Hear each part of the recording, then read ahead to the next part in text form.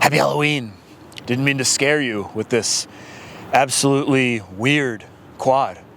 And it is a weird quad, I'll tell you that much. This actually might be one of the most rare quads in the United States that isn't like a Chinese, no-name brand. This is not a Chinese quad, guys. This is a gas Wild HP 450. And if you don't know what that is, don't worry about it, because most people don't. Actually, that's a lie. If you don't know what this is, then you're not a true sport quad enthusiast, and I'm disowning you. Just kidding, guys. This really is a super rare quad. In fact, I even mentioned this to a couple of my buddies that are really deep in the quad game, and they were like, what in the hell are you talking about? This thing is weird, man.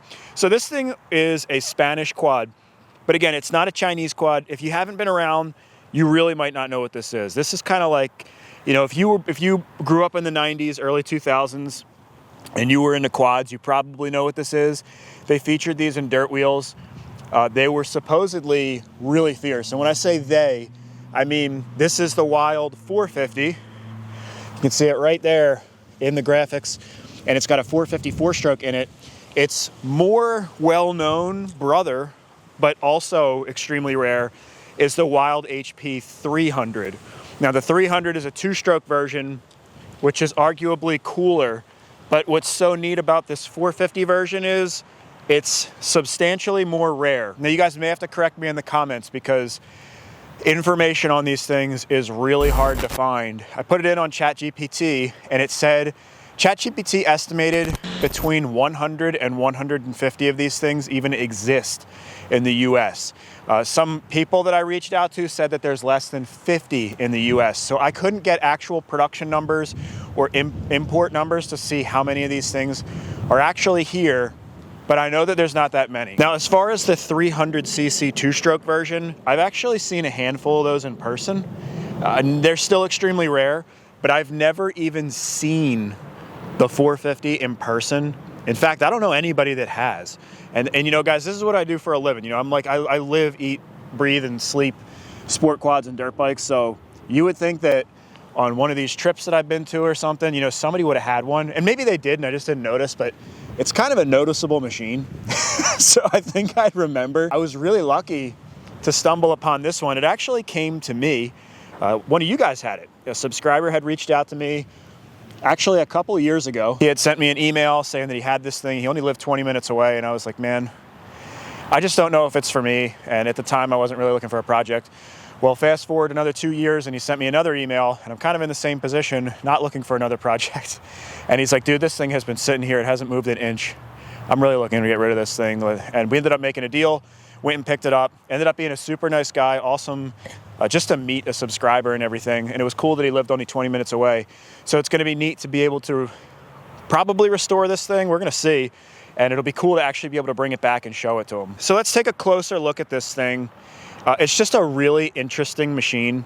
Right off the bat, you notice the big bubble headlight. If it wasn't for this weird fairing and stuff, and you just look at the square light in there, kinda doesn't look that much different than a 250R. And yeah, I know the guys are gonna be like, what are you talking about? But if you look at the frame and stuff, if I'm not mistaken, it actually shares the geometry of the 250R. And apparently a lot of the parts on here are interchangeable with the 250R. I don't know exactly what they are. And they might be like a millimeter off or something, for like patent reasons. But they made these, I think, in 2003. And they were allowed to because the patents had expired or something. I don't exactly know. But I do know that a lot of this is based off of the 250R. And because of that, supposedly they handle really well. You can see this thing took a nice hit in the front. I don't think this bumper is really savable.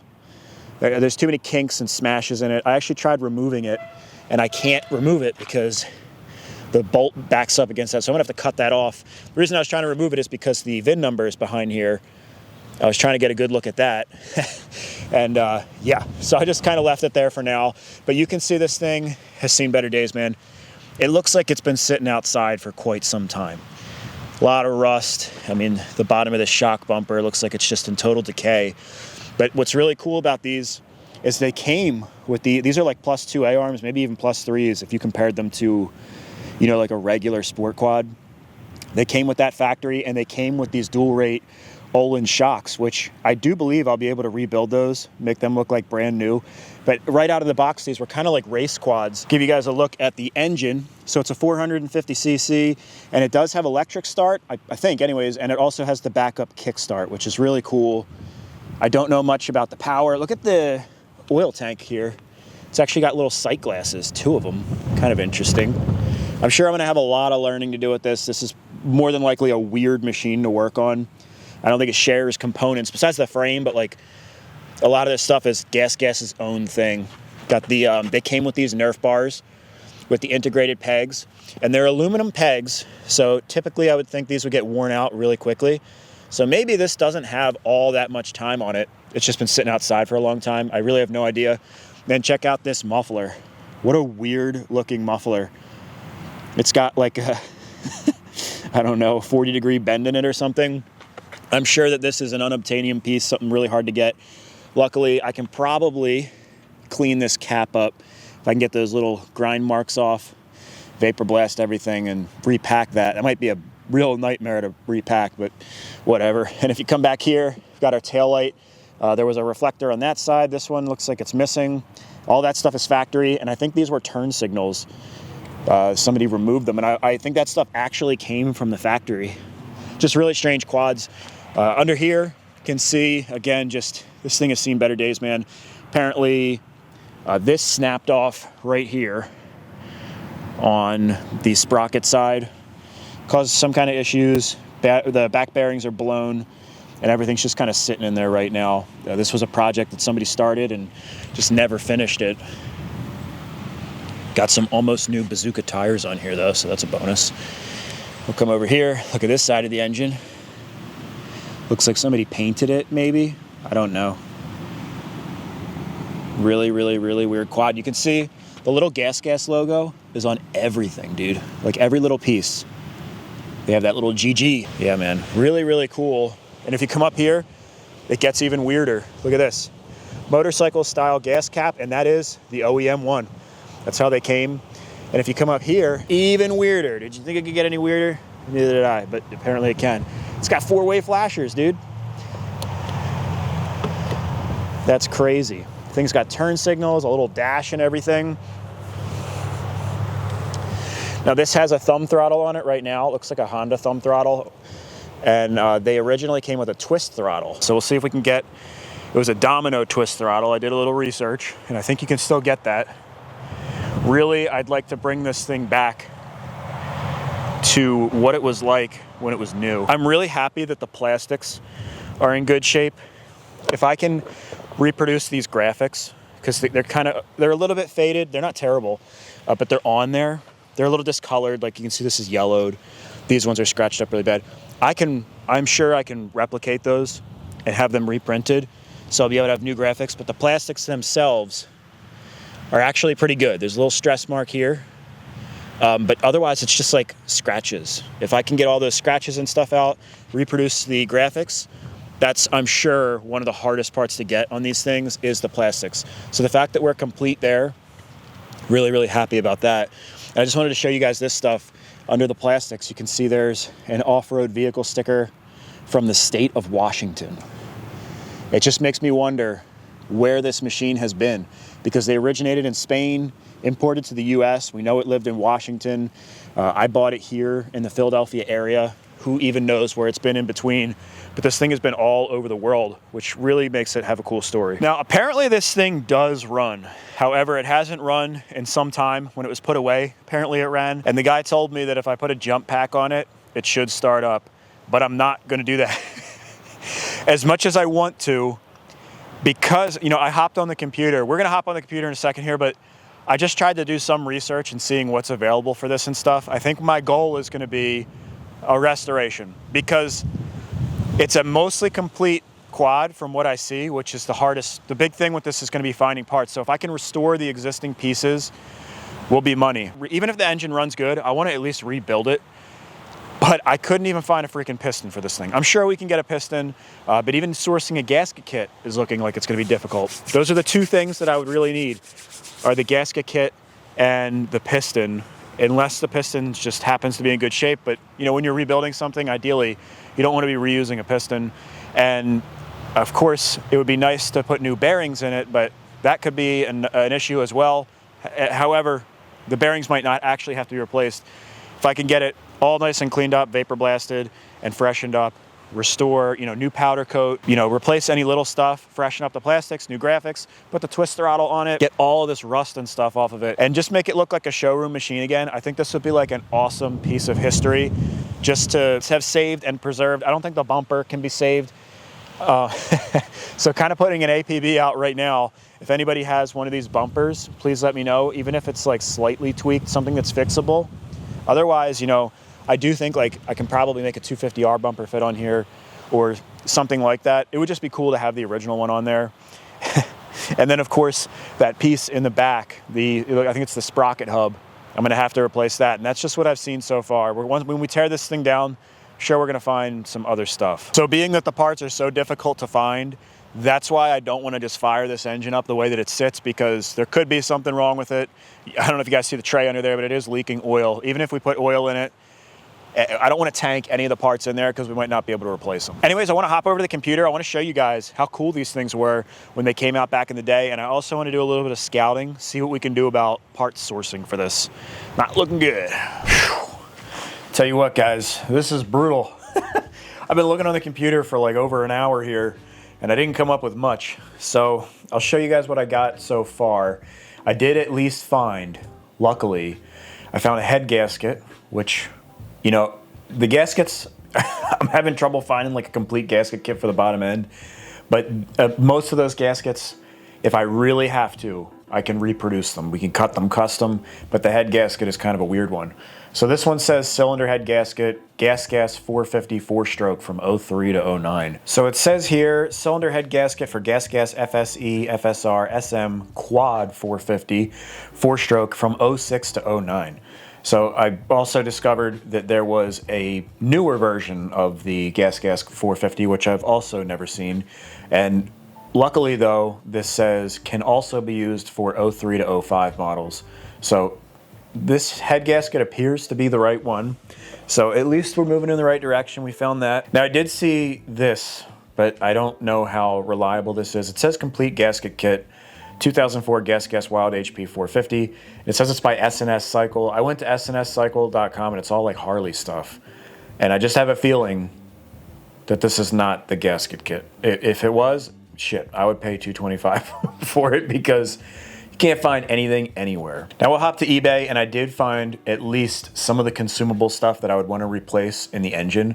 We have the piston. So we're good to go there. That literally says 03 to 04 gas 450.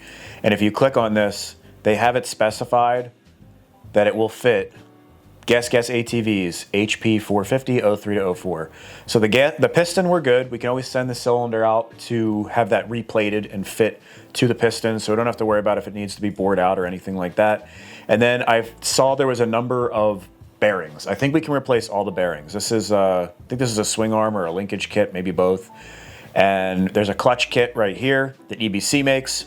So we're good to go on the consumable stuff as far as, at least the stuff that I can think of off the top of my head. If there's anything broken in the engine, we might be going down a whole nother road of pain.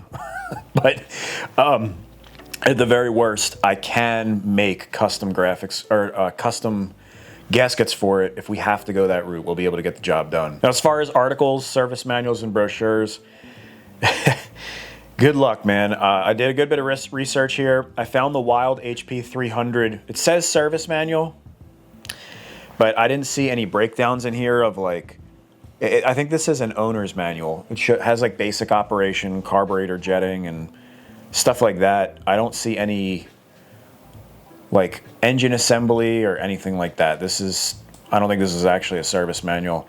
So I'm gonna have to find some kind of service manual or it's gonna be really fun rebuilding the engine. We'll get it done, trust me. And then this is a brochure, I think, that I found.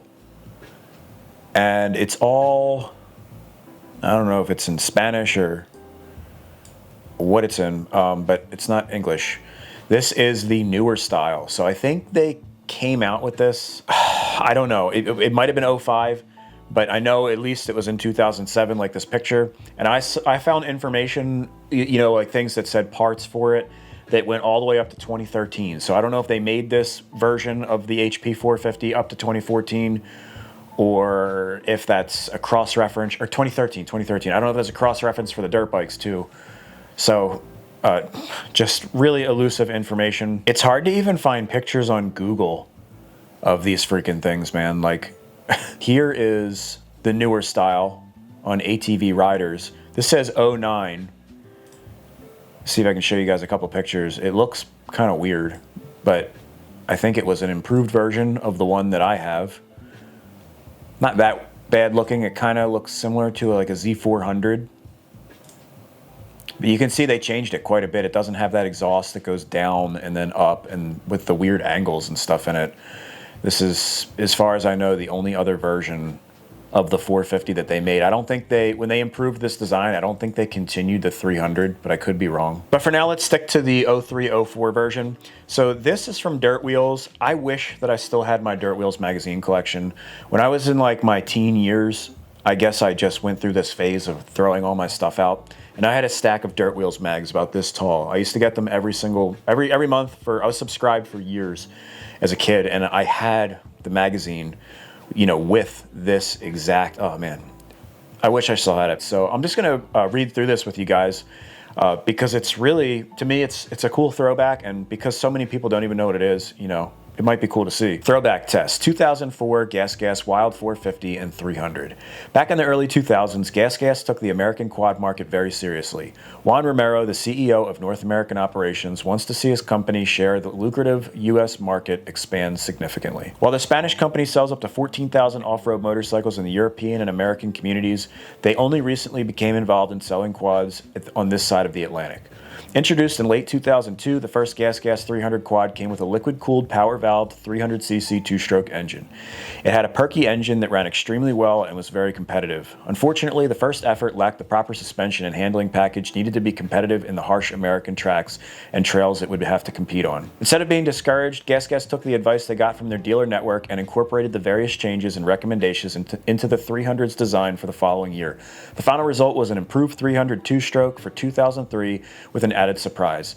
They also unleashed an all-new liquid-cooled, fuel-injected 450, four-valve, four-stroke powered racer utilizing the same chassis and suspension. That's the one that we have. So this is a picture. I remember literally seeing this in the magazine, which is awesome. This was well before Yamaha had released their new YFZ 450. With Cannondale's sudden demise, the Gas Wild 450 became the only production four-stroke quad to come standard with fuel injection. While a definite improvement over the original Gas 300, it too lacked refinements that needed to make it a standout performer in its inaugural year.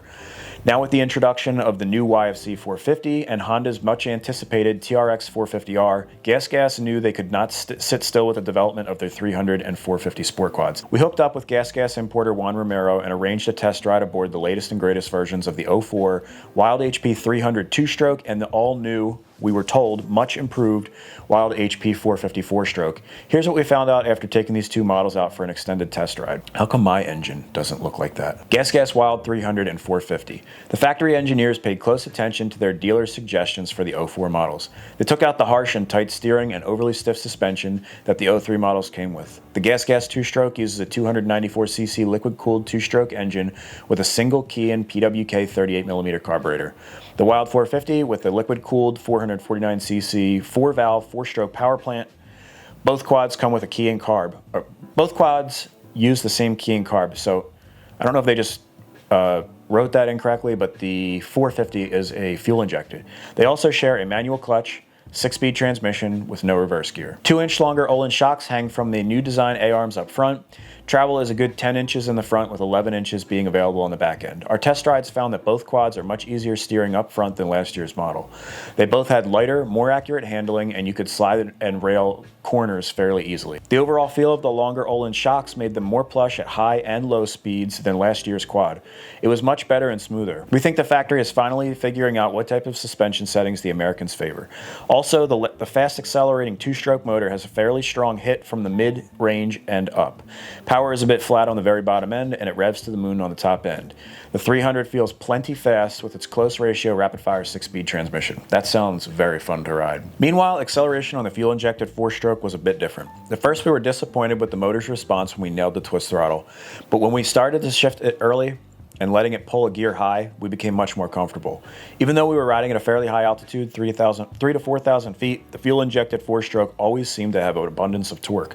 Unlike the 2-stroke, it has a lot more grunt on the very bottom and pulled steadily as the RPM increased to its meaty mid-range.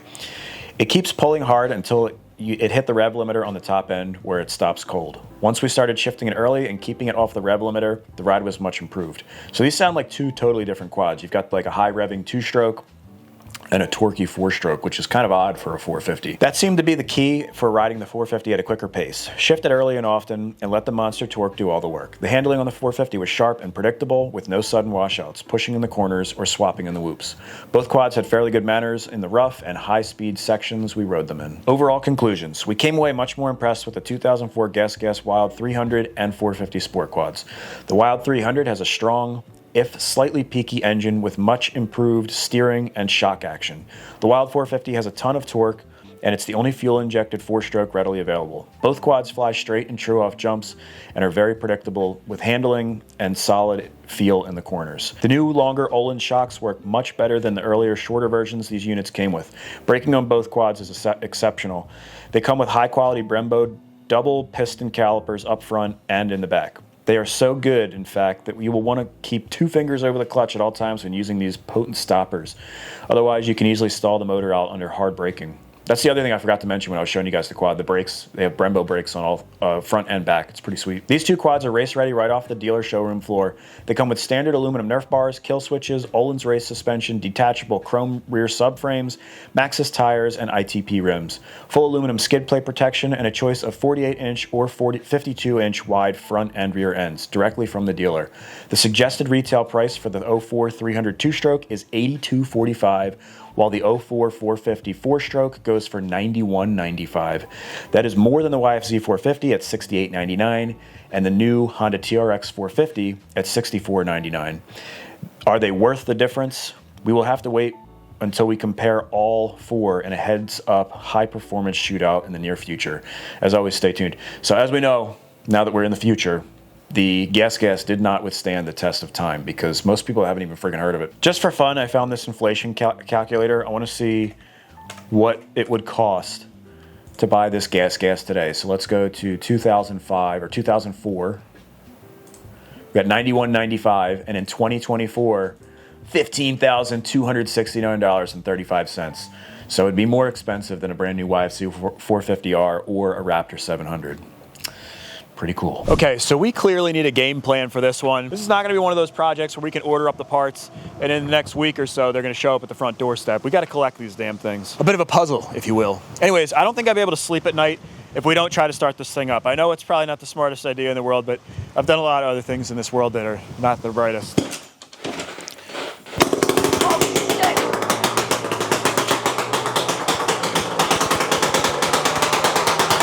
So I think if we take the seat off, we should be able to get, I'm assuming there's a battery under there. It does look a lot like a 250R the way this stuff is set up. I don't see a seat latch or anything though. I don't know.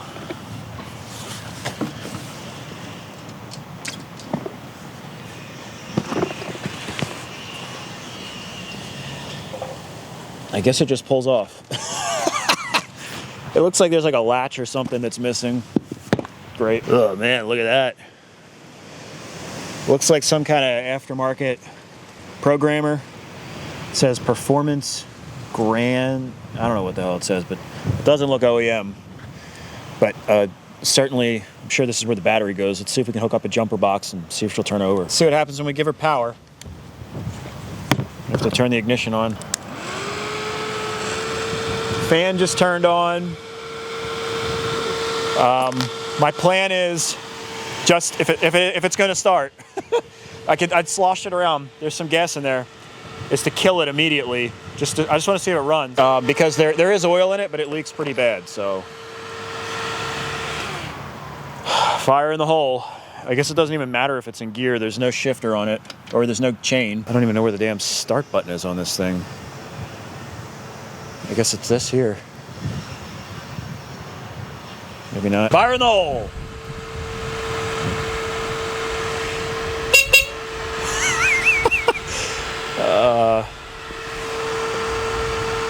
I don't know which button is the frickin' start button. I can hear a relay clicking when I hit the engine stop. Uh-oh. That was weird. This is really not smart. I'm amazed that it actually turns over.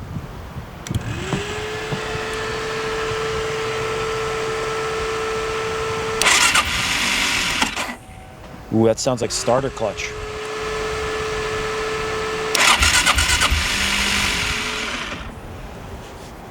Let me try it one more time. Do I dare put starting fluid in this thing? Ugh. Dude, this is it. I'm not doing any more than this. We shouldn't even be doing this in the first place. God only knows when the last time this thing ran was.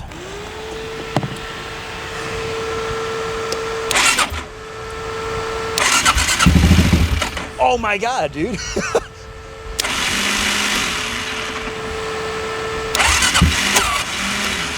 It started. It actually sounded pretty good too. I'm gonna give it one more shot, only because it sounded really good. It might just not be getting gas.